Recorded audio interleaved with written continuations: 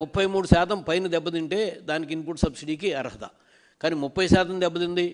So అలాగే 25% దెబ్బతింది, 20% దెబ్బతింది. దీన్నంతా ఎక్కడ కూడా కవరేజ్ తీసుకోలేదు. అయితే 83 లక్షల టన్నులు ఈ సంవత్సరం ధాన్యం దిగుబడి వస్తుంది. దీంట్లో 51 లక్షల టన్నులు మేము ప్రొక్యూర్ చేస్తామని చెప్పి సివిల్ సప్లైస్ శాఖ మంత్రి గారు అనేక సార్లు అట్లా చెప్పడం జరిగింది. మేము 24 గంటల్లోనే మేము డబ్బులు ఇచ్చేస్తున్నాము. సో గత ప్రభుత్వంలో నెలల తరబడి డబ్బులు ఇవ్వలేదు. ఇక్కడ కూడా ఒక అవాస్తవమైన ప్రకటన. ఎప్పుడైనా సరే ఫిబ్రవరి దాకా డబ్బులు వెంటనే వచ్చేస్తాయి. మా ప్రభుత్వంలో కూడా వచ్చినాయి. ఆలస్యం అయ్యేది మార్చి ఏప్రిల్లో. సో లాస్ట్ రబీలో మీరు కూడా 4 నెలల దాకా డబ్బులు ఇవ్వని పరిస్థితి ఉంది. కావాలంటే ఒకసారి వెరిఫై చేసుకోండి. ఇప్పుడు ఇవాళ మౌంతా తుఫాన్కి దరిదాపుగా దిగుబడి పడిపోయినాయి. ఇది నేను ఎందుకు మెన్షన్ చేసి చూపిస్తున్నానంటే కళ్ళల్లో ధాన్యం, కళ్ళల్లో దైన్యం. ఇది నిన్న ఈనాడు పత్రికలో వచ్చింది. అంటే వాళ్ళకు అనుకూలమైన పత్రికలోనే ఈ హెడ్డింగ్తో వచ్చింది. అంటే క్షేత్రస్థాయిలో ఎంత సంఘర్షణ ఉంటే ఈ పత్రికలో వార్త వస్తుందో ఒక్కసారి దృష్టిలో పెట్టుకోమని చెప్పి మిమ్మల్ని విజ్ఞప్తి చేస్తున్నాను. మీ ద్వారాగా రైతులకు విజ్ఞప్తి చేస్తున్నాను. దీంట్లో తేమ పేరుతో బస్తాకి 4 నుంచి 8 కిలోల కోత. So heading. అలాగే ధర తరలింపుపై రైతులే మిర్రలతో మాట్లాడుకోవాల్సిన పరిస్థితి. నిమిత్త మాత్రంగా సేవా కేంద్రాలు, రైతు సేవా కేంద్రాల ఇలా సిబ్బంది. అంటే ఇంత క్లియర్గా హెడ్డింగ్లోనే ఇంత క్లియర్గా వార్త వచ్చింది. అలాగే 1777 రూపాయలు సామాన్య రకానికి రైతుకు దక్కాల్సిన ధర ఉంటే 75 కిలోలకి 1450 రూపాయలు మాత్రమే రైతుకు దక్కుతుంది. సో దాంతోపాటు ఇది ఉమ్మడి తూర్పుగోదావరి జిల్లాలు అలాగే రైతు సేవా కేంద్రాల సిబ్బంది అంతా మిల్లర్లకే అప్పగించేశారు. అంటే టోటల్గా కమిషన్దారు వ్యవస్థతో మిల్లర్తోనే నడుస్తుంది తప్ప రైతుల పరిస్థితి ఇక్కడ రైతుల చేతిలో ఏమీ లేదు అని చెప్పి ఈనాడు పత్రికలో వచ్చిన వార్త.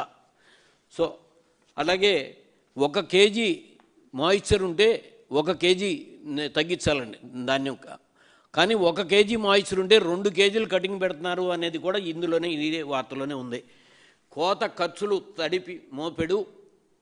అంటే ఒక మిల్లు ఒక హార్వెస్టింగ్ మిషన్ 2500 నుంచి 3000 తీసుకుంటే తుఫాను గన లేకపోతే 1 గంట బావుకి అయిపోయేది. తుఫాను మూలంగా వరి మొత్తం పడిపోయింది. పడిపోవటం మూలంగా 3 గంటలకు వెళ్ళి ఎకరానికి 10,000 రూపాయలు ఖర్చు పెరిగింది అని చెప్పి ఇదిగో దీంట్లోనే ఉంది. ఇదిగో మెయిన్ హెడ్డింగ్, సంచుల కొరత ఉంది. ఇది ప్రధానమైన అంశం. వాళ్ళు ఎక్కడికి వెళ్ళినా సరే సంచులు లేక, సంచులు దొరక్క రోడ్ల మీద ధాన్యం ఆరబోస్తున్నాయి. సో కానీ ఏం మాట్లాడుతున్నారో అర్థం పర్థం లేకుండా మాట్లాడేది. లేకపోతే ఎక్కడన్నా ఫీల్డ్కి జగన్మోహన్ రెడ్డి గారు ఫీల్డ్ ఇన్స్పెక్షన్కి వెళ్తే ఆయన్ని వ్యక్తిగతంగా విమర్శ చేయటం. మేము లేవనెత్తిన అంశానికి సమాధానం చెప్పండి. ఇప్పుడు కూడా నేను లేవనెత్తిన అంశానికి సమాధానం చెప్పండి. ఇదిగో నేను స్పెసిఫిక్గా వార్త చూపించి చెప్తున్నాను. దీంట్లో ఇదేమి నేను చెప్తుంది కాదు. సో ఒక వరి విషయంలోకి వచ్చేటప్పటికే 38.52 లక్షల ఎకరాలు సాగు చెప్పాను. 83 లక్షల టన్నుల ఉత్పత్తి సివిల్ సప్లైస్ మినిస్టర్ గారి నోటితో చెప్పాను. కానీ ఇప్పుడు చెప్తున్నాను మళ్ళీ థర్డ్ అడ్వాన్స్ ఎస్టిమేట్స్ వచ్చేటప్పటికి మళ్ళీ మీడియా ద్వారాగా రైతులకు అందరికీ మళ్ళీ ప్రూఫ్ చేస్తాను. ఈ 83 లక్షల టన్నుల ఉత్పత్తి 73 లక్షల టన్నులకు పడిపోబోతుంది ఈ సంవత్సరం. అంటే 10 లక్షల టన్నుల ధాన్యం ఉత్పత్తి అంచనాకి ఈ సంవత్సరం పడిపోబోతుంది. సో అంటే సుమారుగా మళ్ళీ ఆ 73 లక్షల టన్నులకి కూడా వీళ్ళు ఇస్తున్న దాంట్లోనే బస్తాకి 250 రూపాయలు రైతు నష్టపోతున్నాడు అని చెప్పి దీంట్లోనే ఉంది. అంటే 2579 కోట్ల రూపాయలు కేవలం వరి రైతు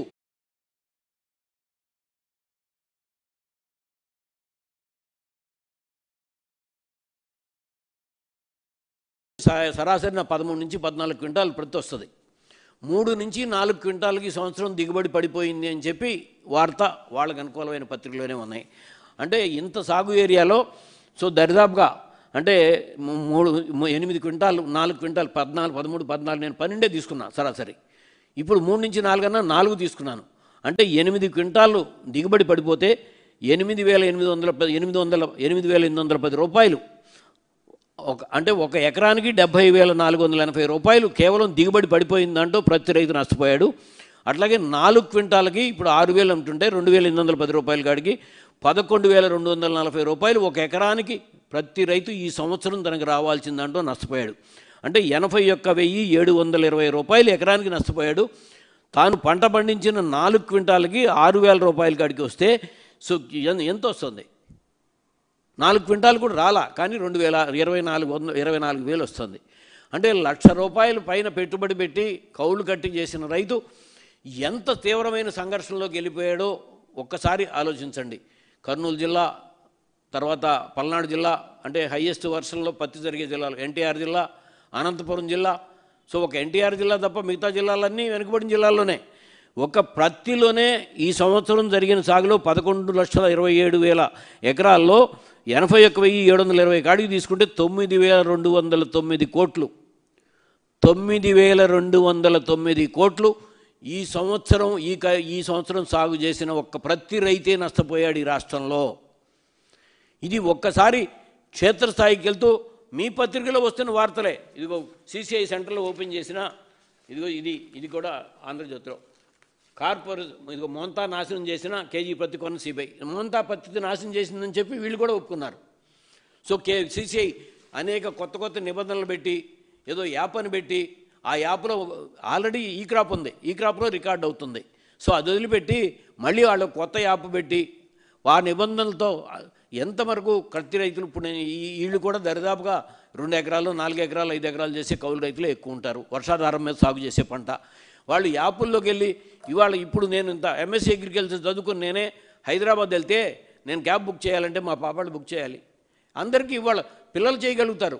ఈ రైతులు అసలు యాపుల్లోకి వెళ్ళి వాళ్ళ యాప్లోకి వచ్చింది తీసుకుని యాప్లో బుక్ చేసి తీసుకోవడం సాధ్యం అయ్యే విషయాలు కాదు. మొత్తం అన్ని పత్రికల్లోనూ వస్తున్నాయి. సిసిఐ నిబంధనలు, కఠినతరమైన నిబంధనల మూలంగా సిసిఐకి కొనుగోళ్లు జరగట్లేదు.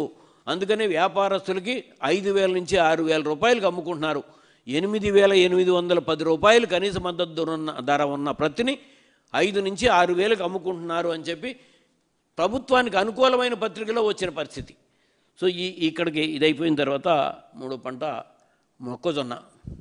సో పరిస్థితి మొక్కజొన్న వచ్చిన పత్తి కూడా దగ్గర ఆదోని మార్కెట్కి నెల రోజుల క్రితం నుంచి వస్తుంటే నెల రోజుల నుంచి మొత్తుకుంటానే ఉన్నాం, మేము పెడతానే ఉన్నాం. సో కర్నూలు జిల్లా మొత్తం దెబ్బతినిపోతుంది, వలసలు మొదలవబోతున్నాయి అని చెప్పి. కానీ ఆ సిసిఐ సెంటర్లు ఓపెన్ చేసేటప్పటికే చాలా టైం పట్టేసింది. ఆ తర్వాత కూడా కొనుగోళ్ళు లేవు. సరే మొక్కజొన్నకు వచ్చేటప్పటికి 4,62,000 ఎకరాల్లో సాగు ఉంటే ప్రధానమైన సాగు నంద్యాల జిల్లా. సో మొక్కజొన్న కేంద్ర ప్రభుత్వం ప్రకటించిన మద్దతు ధర 2,400 రూపాయలు. ఈ 2,400 రూపాయలకి సో నేను 19వ తారీఖు నాడు పెట్టినప్పటికీ 1,900 రూపాయలు, 18 నుంచి 1,900 కొంటున్నారు. సిసిఐ సెంటర్లు ఓపెన్ చేయలేదు.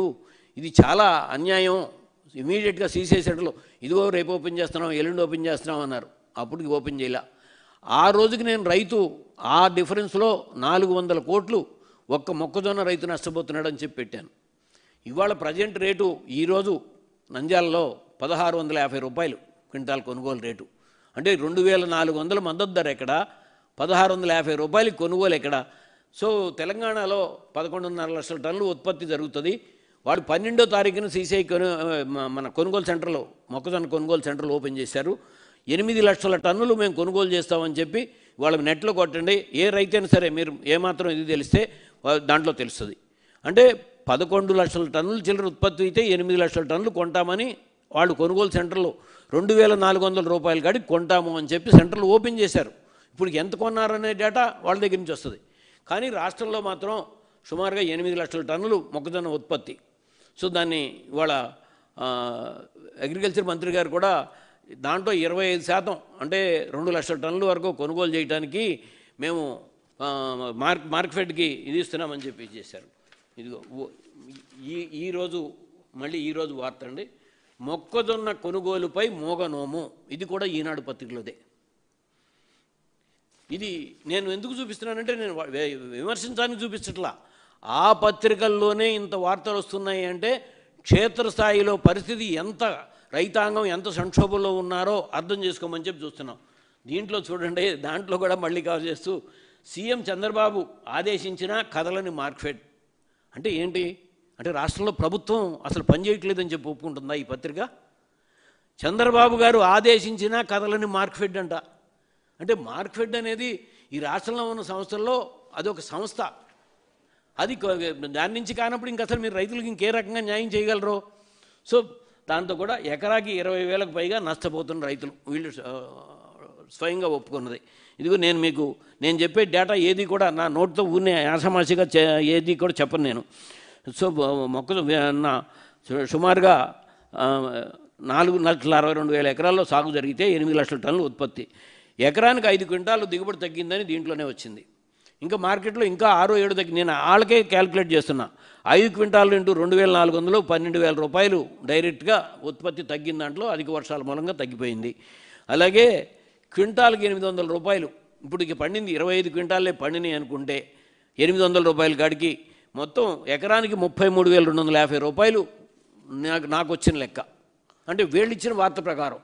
అయితే వాళ్ళు ఎకరానికి 20,000 అని ఇచ్చారు. ఇది మొత్తంగా పంట మీద తీసుకుంటే 1,536 కోట్లు నష్టపోతున్నారు.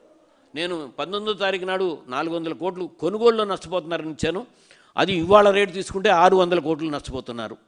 సో మొత్తం ఈ 3 పంటల్లోనే 13,324 కోట్లు వరి కానీ, ప్రత్తి కానీ, మొక్కజొన్న కానీ ధర్మబద్ధంగా వాళ్ళకి రావాల్సిన ప్రభుత్వం ప్రకటించిన మద్దతు ధరలో రావాల్సినది కానీ, వాళ్ళ ఉత్పత్తి తుఫాన్ల మూలంగా దెబ్బతిన్న ఉత్పత్తి మూలంగా కానీ వాళ్ళు నష్టపోయారు. ఇది సామాన్యమైన విషయం కాదే. ఆ తర్వాత ఇందాక 3 పంటలు చెప్పాను. వేరుశనగ పంట. సో ఈ సంవత్సరం 14,13,000 ఎకరాలలో వేరుశనగ సాగు లక్ష్యం అయితే సాగు జరిగింది 5,14,000 ఎకరాలు. అంటే ఇంత తీవ్రంగా సాగు పడిపోతే వేరుశనగ పంట పరిస్థితి అక్కడ ఆ ప్రాంతం ఏమవ్వాలి? వేరుశనగ పంట రాయలసీమలో పండితేనే పశుగ్రాసం వస్తుంది. ఆ పశుగ్రాసం ఉంటేనే పశువులు ఉంటాయి. ఎప్పుడైతే ఈ పంట పడిపోయిందో మళ్ళీ ఈ సాగు కూడా మళ్ళీ అధిక వర్షాలతో క్వాలిటీ లేక మద్దతు ధరలు రాని పరిస్థితికి అమ్ముకున్నారు. వాళ్ళు పశుగ్రాసాలను అమ్ముకుని వాళ్ళ వలసలు స్టార్ట్ అవ్వడానికి అదే కారణం. అంటే వేరుశనగ, సజ్జ 2,750 రూపాయలు సజ్జ మద్దతు ధర అయితే 1,800కి 1,900కి అమ్ముకున్నారు. ఎక్కడా కూడా దాన్ని కొనుగోలు చేసే ప్రక్రియ రాష్ట్ర ప్రభుత్వం చేయలే. మినుము పరిస్థితి అంతే. గత సంవత్సరం గత ఖరీఫ్ అంతే, గత రబీద్ అంతే, మొన్న ఖరీఫ్ అంతే. సో మళ్ళా శనగ లాస్ట్ ఇయర్ ఖరీఫ్లో పండిన పంటే వాళ్ళ కోల్డ్ స్టోరేజ్లో ఉంటే 5,200కి 5,300కి అమ్ముకుంటున్నారు. మద్దతు ధర ఏమాత్రం కూడా పంతం లేకుండా మద్దతు ధరలు అయిపోయినాయి. ఇక వీటి తర్వాత పండ్ల ఉత్పత్తికి వస్తే, సో మొన్న జగన్మోహన్ రెడ్డి గారు అరటి తోటలోకి వెళ్ళారు. వెళ్ళి నెల రోజుల నుంచి మొత్తుకుంటున్నాం. 3,000 టన్ను 3,000 రూపాయలకి పడిపోయింది అరటిని, దీని మీద ఏదో ఒకటి చేయండి అని. చివరికి దీంట్లో ఇది కూడా నేను చూపిస్తున్నది ఇదిగోండి, ఇది అరటి కిలో రూపాయి. ఇది కూడా ఈనాడు పత్రికలో వచ్చినదే. అంటే మేకలకి ట్రాక్టర్ మీద వేసుకెళ్ళి మేకలకి వేసేసిన ఫోటో. అంటే ఈ ఫోటో చూస్తే ఎటువంటి వాళ్ళకి కూడా ఎంత గుండె కదలాలి. ఒక రైతు బాధ ఏ రకంగా పండించిన పంట మన బిడ్డని పాలు ఇవ్వలేకో లేకపోతే వాళ్ళకి ఏం పెట్టలేకో బయటపడితే ఏ తల్లిదండ్రి తను తినకపోయినా బిడ్డలకు పెడతాడు. అట్లాగే రైతు కూడా తనకి ఇంట్లో లేకపోయినా సరే ముందు పొలాన్ని చూస్తాడు, పొలానికి వచ్చిన తెగులను చూస్తాడు. ఈ పరిస్థితిలో ఇట్లా పొలాన్ని వదిలేసిన పరిస్థితిలోకి ఉంటే 74 లక్షల టన్నులు ఆంధ్రప్రదేశ్లో వరటి ఉత్పత్తి. G9 అనంతపురం కడప జిల్లాలో ఉత్పత్తి, ఇది ఎగుమతులు వెళ్తుంది. అలాగే ఢిల్లీ అజార్పూర్ మార్కెట్లో కూడా దేశ రాజధానికి అత్యుత్తమమైన పంటను అందిస్తున్న రైతులు అనంతపురం కడప జిల్లా రైతులు. మళ్ళీ మన ప్రాంతంలో కర్పూర పంట పండుతుంది. ఇది మొత్తం కూడా ఎక్స్పోర్ట్ క్వాలిటీ అంతా రాయలసీమలోనే, అక్కడే మేజర్గా పండే పంటలు. సో దీని పరిస్థితి దీని మీద వెళ్తే జగన్మోహన్ రెడ్డి గారు వెళ్తే దాన్ని కూడా వాస్తవంగా ఇదిగో మేము 15 రూపాయలు కొంటాం అని ఎక్కడైనా స్టేట్మెంట్ వచ్చిందా? రాలా. వ్యక్తిగతంగా ఆయన్ని విమర్శించే పరిస్థితి. ఆయన చెప్పింది కూడా ఆ రోజున ఏ పంటలకి మా 5 సంవత్సరాల పాలనలో కంటే ఈ 18 నెలల్లో ఏ ఒక్క పంటకైనా సరే ఆ పాలన కంటే ధర ఎక్కువ ఉంటే చూపించండి అని చెప్పి జగన్మోహన్ రెడ్డి గారు అడిగారు. ఉంటే చూపించండి, అది కదా కావాల్సింది. సో అట్లాగే ఇన్సూరెన్స్ విషయంలో పండ్ల తోటల ఇన్సూరెన్స్ని క్లియర్ కట్గా తీసుకున్నప్పుడు పండ్ల తోటల విషయంలో మామిడి, అరటి, చిని, దానిమ్మ ఇన్సూరెన్స్ కవరేజ్లోకి ఉన్నాయని నెట్లో చెప్తాను ఇప్పటికీ నేను. ఆ ప్రభుత్వం టైంలో దాని మీద అసలు మీరు అరటిని ఎక్కడ ఇన్సూరెన్స్ చేశారని చెప్పి, అంటే వాస్తవాలు లేకుండా బాధ్యత కలిగిన వ్యక్తులు, ఒక మాజీ ఎమ్మెల్సీలు లేకపోతే ఎమ్మెల్సీలు వీళ్ళంతా మాట్లాడటం. సో ఈ వేరుశెనగలో ఎంత పెద్ద ఎత్తున నష్టపోయారో. మనం రాష్ట్రం మొత్తం తీసుకుంటే వరి 2 పంటలు కలిపి, అంటే ఖరీఫ్ అండ్ రబీ కలిపి రాష్ట్రం మొత్తం కూడా 127 లక్షల టన్నుల నుంచి 129, 130 లక్షల టన్నుల లోపు ఉత్పత్తి అవుతుంది. కానీ ఒక అరటి, ఒక చిని, ఒక టమాటా, ఈ 3 పంటలే 150 లక్షల టన్నుల ఉత్పత్తి. ఈ 3 పంటలు కూడా ఈ సంవత్సరం రోడ్ల మీద పారబోసి ఏమాత్రం ఇందులో లేకుండా అమ్ముకున్న పరిస్థితి. సో రాష్ట్ర జిఎస్డిపిలో వ్యవసాయ వాటా కంటే కూడా హార్టికల్చర్ వాటా జిఎస్డిపిలో ఎక్కువ. ఏరియా హార్టికల్చర్ కింద 18 లక్షల హెక్టార్లే ఉన్నప్పటికీ కూడా అగ్రికల్చర్ కింద 34 లక్షల హెక్టార్లు ఉన్నా కూడా high value crops. Rayalaseema horticulture hub. So major పంటలు అక్కడి నుంచి రాయలసీమ మొత్తం ప్రమాద గంటికలు మోగుతున్నాయని చెప్తున్నాం. ఇప్పుడు నేను చెప్పిన వరి అనేది కోస్తా జిల్లాల్లో పంట. ఇప్పుడు అక్కడ కేసీకే కెనాల్ కింద పంట కూడా కడప జిల్లాలో నష్టపోయారు, నంద్యాల జిల్లాలో నష్టపోయారు. వరిలో విషయం కూడా ఇవాళ అక్కడ ఎంఎస్పీకి కూడా కొనుగోలు లేక అక్కడ కూడా రోడ్లు ఎక్కుతున్నారు. గత సంవత్సరం రోడ్లు ఎక్కారు ధాన్యం విషయంలో సూపర్ ఫైన్ వెరైటీకి. సో ఈ పంటల పరిస్థితి ఇట్లా ఉండి ఇంత పెద్ద ఎత్తున నష్టపోతుంటే రైతులు వస్తున్నా మీకోసం. సో ఒక్కటే నేను విమర్శగా చెప్పట్లేదు. వాళ్ళు వెళ్తున్న వాళ్ళని మీరుగా వెళ్ళి అరటి రైతు దగ్గరికి వెళ్ళి వాళ్ళ ఇంటికి వెళ్ళి, ఆహా మన 18 నెలల్లో మీరు అరటి బ్రహ్మాండంగా అమ్ముకున్నారు కదా, మీరు పండగ చేసుకుంటున్నారు కదా అని అడగండి. అలాగే ప్రతి రైతు దగ్గరికి వెళ్ళి వాళ్ళ ఇంటికి వెళ్ళి, ఆహా ఈ 18 నెలల్లో మీరు బ్రహ్మాండంగా మీకు ఉత్పత్తి వచ్చింది కదా, పత్తి మీకేం బ్రహ్మాండంగా ఉంది కదా, మీ ఇళ్లలో హ్యాపీగా ఏమేమి కొనుక్కున్నారు, ఏసీలు కొనుక్కున్నారా లేదా ఫ్రిడ్జ్లు కొనుక్కున్నారా అని అడగండి. అలాగే మోంతా తుఫాన్ తర్వాతకు వచ్చిన తర్వాత ఈ కౌలు రైతుల దగ్గరికి వెళ్ళి, మీకు బ్రహ్మాండంగా ధాన్యం పంట పండింది కదా, మీకు ఈ సంవత్సరం కౌలు కట్టగా ఎంత మిగిలింది, మీరంతా ఆ డబ్బులు ఏం చేసుకుంటున్నారు, మీ ఇంట్లో ధనధాన్యాలతో లేకపోతే ధనరాశులతో మీ ఇంట్లో పెట్టుల నిండా డబ్బులు ఉన్నాయి కదా అని అడగండి. సో నేను చెప్పిన ఈ పంటలు ఏ రైతు ఇంటికి వెళ్ళి అయినా సరే ఈ రకంగా ఉందేమో అడగండి. సో మనం మంది మార్బరంతో వెళ్తే ఎవరో రైతులు వాళ్ళ శక్తివంతులు కాదు. ఒకప్పుడు రైతులు ఫీల్డ్ మీద ఉన్న వాళ్ళల్లో బలమైన వ్యక్తులు ఉన్నారు. ఇవాళ మెజారిటీగా వెనుకబడిన వర్గాలు కౌలు రైతులు ఉన్నారు. వీళ్ళని కాపాడకపోతే వీళ్ళు కన్నీరు పెట్టుకునే పరిస్థితి అది ప్రభుత్వానికి మంచిది కాదు, తద్వారా రాష్ట్రానికి మంచిది కాదు.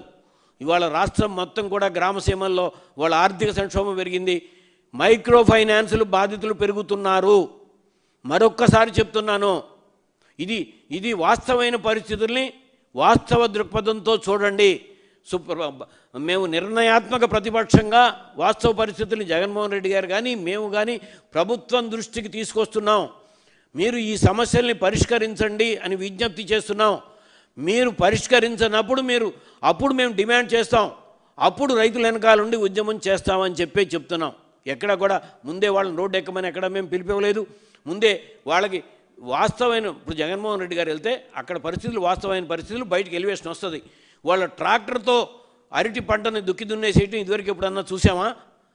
ఉల్లి పంటని మార్కెట్లో పారబోయటం ఇదివరకు ఎప్పుడన్నా చూసామా? టమాటా పంట ఎప్పుడైనా సరే ఒక సంవత్సరంలో ఏదో ఒకసారి జరుగుతుంది. నేను చెప్పిన ఇవన్నిటికీ కూడా ఇంత సంక్షోభం, ప్రతి రైతు సంక్షోభం ఇదివరకు ఎప్పుడన్నా చూసామా? దీని మీద ప్రభుత్వం సరి అయిన దృష్టి పెట్టి ఇప్పటికీ కూడా ఇప్పుడు రెండో పంట సాగు చేయాలంటే వాళ్ళకి మళ్ళీ పెట్టుబడి కావాలి. ఈ పంట దెబ్బతింటే వాళ్ళకి ఎక్కడ అప్పు పుట్టదు. మీరు ఇస్తానన్న ఇన్పుట్ సబ్సిడీ బకాయిలు సుమారుగా 1100 నుంచి 1200 కోట్ల ఇన్పుట్ సబ్సిడీ బకాయి ఉంది, అది చెల్లించమని జగన్మోహన్ రెడ్డి గారు చేసిన డిమాండు. అది డెమోక్రసీలో ధర్మబద్ధమైన డిమాండ్ కదా. సో ఇన్సూరెన్స్ విషయంలో కూడా మీ మూలంగా మీరు ఎప్పుడు ఎన్నికల ముందు మేము ఉచిత ఇన్సూరెన్స్ రద్దు చేస్తామని చెప్పలా చంద్రబాబు నాయుడు గారు. మీరు ప్రభుత్వాన్ని ఈ సంవత్సరం 3000 కోట్ల దగ్గరగా ఇన్సూరెన్స్ గన ఉంటే ఈ రైతులకు వచ్చి ఉండేది. సో మీ తప్పిదం మూలంగా ఇన్సూరెన్స్ లేకుండా అయింది కాబట్టి దాన్ని ప్రభుత్వం నుంచి ఇన్సూరెన్స్ దామాషా ప్రకారం ఎట్లా వస్తుందో దాని ప్రకారం చెల్లించండి. రైతులకు ఏదైతే చెల్లించాల్సిన ఒక అన్నదాత సుఖీభావ పథకంలో కానీ మీరు చెప్పిన హామీల ప్రకారం అన్నీ చెల్లిస్తే వాళ్ళు మళ్ళీ తర్వాత పంట సాగు చేసుకోగలరు.